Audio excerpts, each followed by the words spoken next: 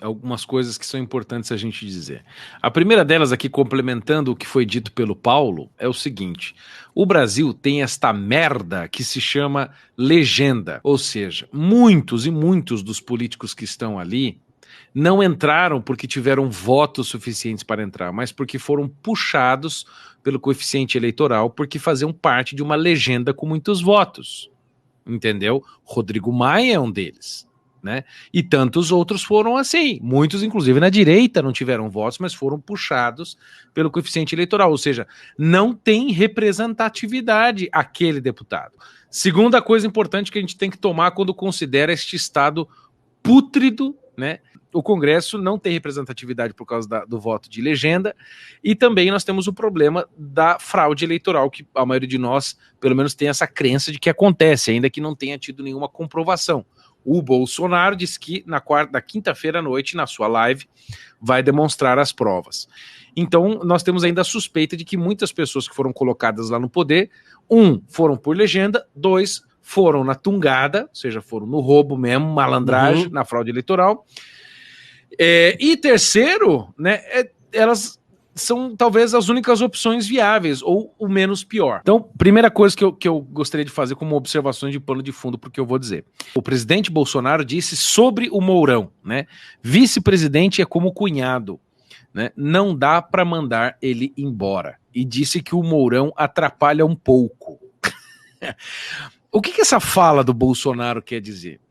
Quer dizer, primeiro, que o Mourão é um saco mesmo, o Mourão é inconveniente desde o princípio. O Bolsonaro fala pró-vida, o Mourão defende o aborto. E papai é sempre enchendo o saco. E deve atrapalhar também em certas articulações e coisas, né? Mas não é só isso. A questão é que o Mourão, ele representa dentro do governo a ala militar.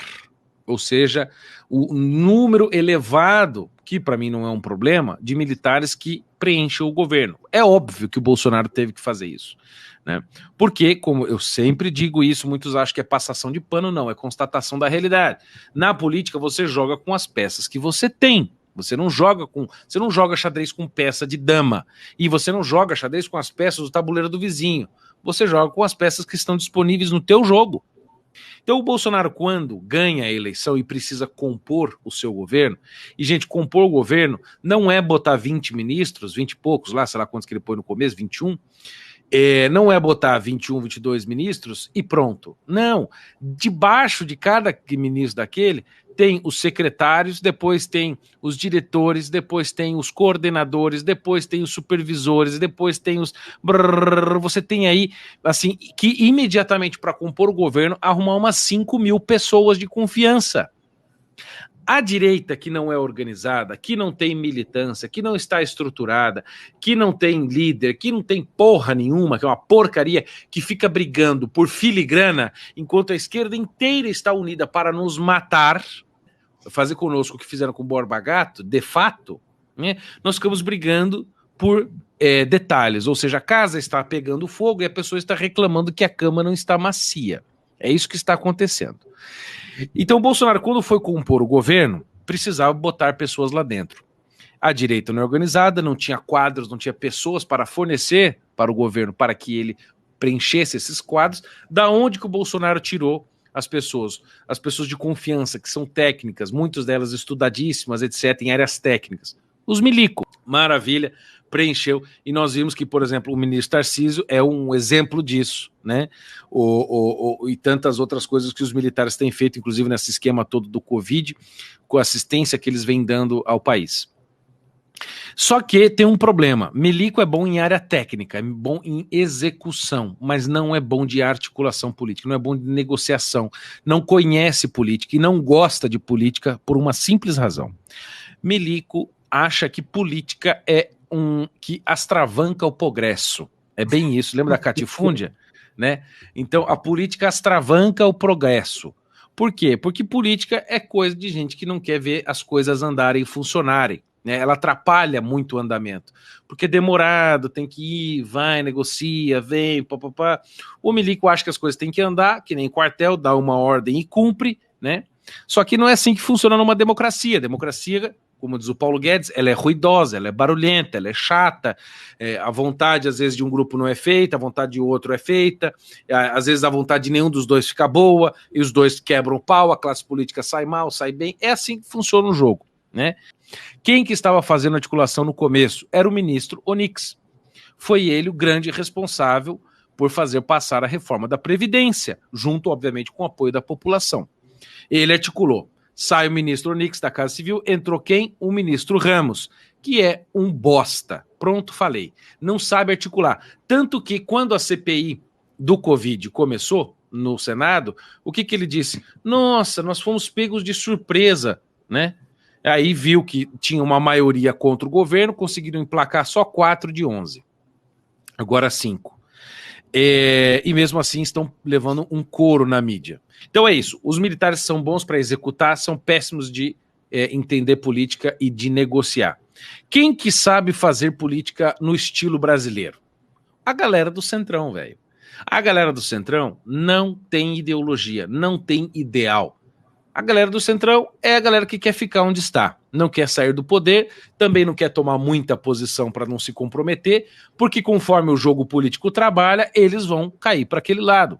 Se o governo que está lá no executivo, que é quem solta o dinheiro, é malandro, o Centrão vai lá e se alia com os caras, que foi o que o PP fez. Inclusive, na escala de corrupção, o PP está muito acima do PT. O partido PP foi muito mais envolvido em tretas com o governo federal na época do Lula do que o próprio PT, né? Tem inclusive mais gente condenada. Agora, se o governo, por exemplo, presente, é um governo que não rouba, mas faz a negociação, vamos dizer que não é ilegal, né, de cargos, emendas, etc., que é a barganha que o governo federal pode fazer no caso do Bolsonaro, eles vão negociar desse jeito. Então, a gente tem que entender que o Centrão trabalha para quem está no poder, se quem está no poder souber trabalhar. Se não souber trabalhar, eles vão fazer de tudo para tirar o cara, que foi o que aconteceu com a Dilma e etc. Por que o Temer conseguiu fazer muita coisa que queria? Porque ele era um cara do Centrão e sabe negociar com essa turma. Como o Bolsonaro precisa, primeiro, manter-se no cargo, para não voltar, não entrar um Mourão, nem imagina o Mourão presidente, não entrar o Mourão ou não vir o PT, né, no ano que vem. O que o Bolsonaro está fazendo? Ele está entregando, pelo menos até 2022 ou até as eleições do ano que vem, está fazendo este casamento com o Centrão para passar o voto impresso, auditável e contagem pública dos votos. É um preço caro a se pagar? É um preço caríssimo a se pagar. Vocês acham que eu estou com um sorriso no rosto, achando lindo o que está acontecendo com o governo? Não. Vocês acham que o Bolsonaro está feliz? Não, meu filho, não está feliz. Porque eu sei de pessoas que estão lá com ele, sabem que ele também acha isso ruim. Entendeu? Gente, política é um lixo. Ainda mais no Brasil, é um lixo. É baixeza atrás de baixeza. Entendeu? E não dá, como disse o Brás, se você tem na despensa salsicha e miojo, não dá para você fazer uma massa carbonara, entendeu? Não dá. Você vai ter que fazer miojo com salsicha. O Bolsonaro tem um clero político de bosta, ele tem que negociar com bosta. E às vezes tem que ceder um cargo, ele está cedendo. Por quê? As pessoas não conseguem vislumbrar que o voto impresso, que é a grande negociação que está por trás de colocar o Ciro Nogueira ali, tem também a questão de passaporte sanitário, tem a questão também do fundo eleitoral, mas o voto impresso é a grande sacada. Por quê, gente?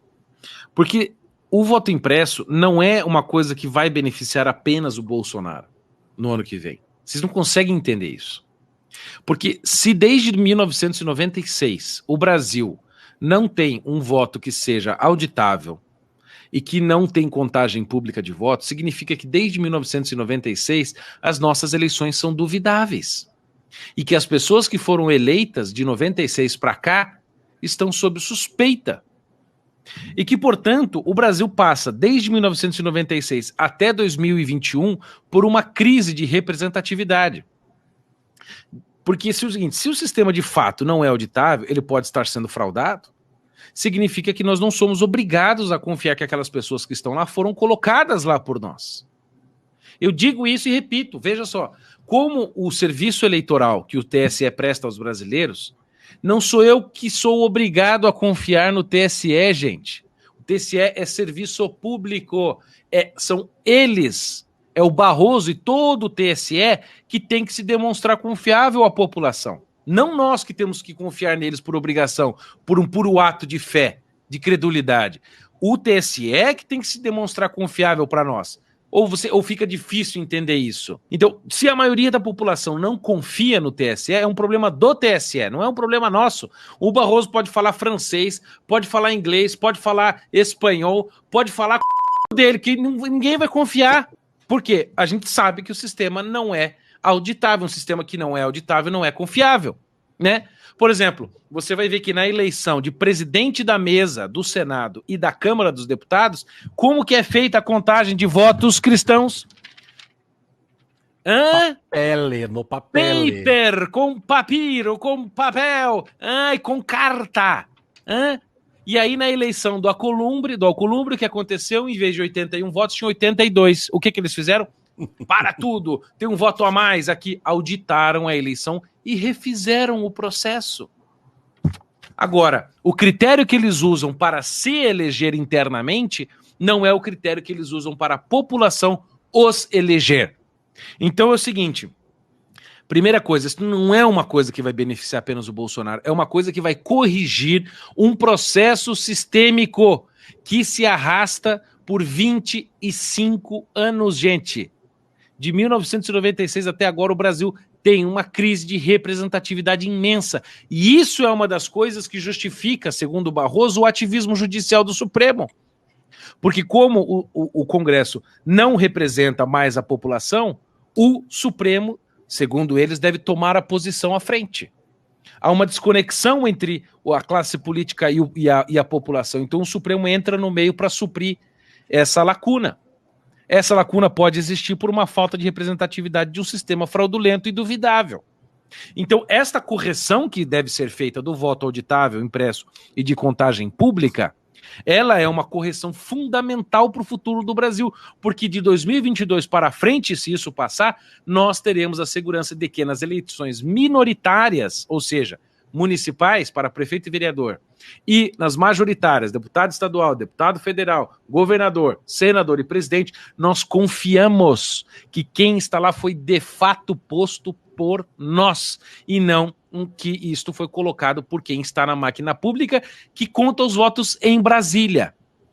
Sozinho, 20 pessoas lá fechadas numa sala. Ou seja, nós temos a chance de, a partir desta questão do voto impresso, que o Bolsonaro está fazendo isso, negociando, botando o Ciro Nogueira lá dentro, pra vocês entenderem o peso da decisão, nós podemos corrigir muita coisa no Brasil. Porque se de fato a maioria da população brasileira é conservadora e tem tendências liberais econômicas, isso irá se refletir numa eleição com representatividade legítima. E o curso do Brasil pode sim ter uma brusca mudança no ano que vem. Por exemplo, vocês acham que o Omar Aziz em Amazonas ganhou 900 mil votos? Vocês acham que o Renan Calheiros foi eleito mesmo? Vocês têm certeza que os Gomes, os Ferreira Gomes são odiados no Ceará? Eu vivo no Ceará, conheço o povo de lá, eles odeiam os Ferreira Gomes. Vocês acham realmente que eles são eleitos todos os anos?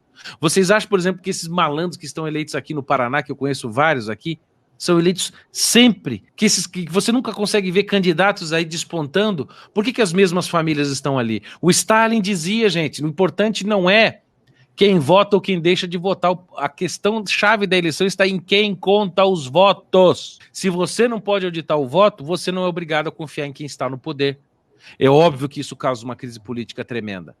Então, o Bolsonaro está buscando corrigir um erro de 25 anos do Brasil, posto aqui pelo FHC, e está cedendo tudo, está dando todas as pregas políticas que ele tem, entendeu, para o Centrão, né, e que ele pode ainda negociar, para que o futuro dos brasileiros tenha mais qualidade, mais legitimidade, mais representatividade, para quando ele deixar este país em 2026, queira Deus, que ele fique até 2026, que o Brasil seja deixado na mão de outras pessoas e que tenha, sim, um Brasil para os brasileiros e não para esses mamateiros do governo federal.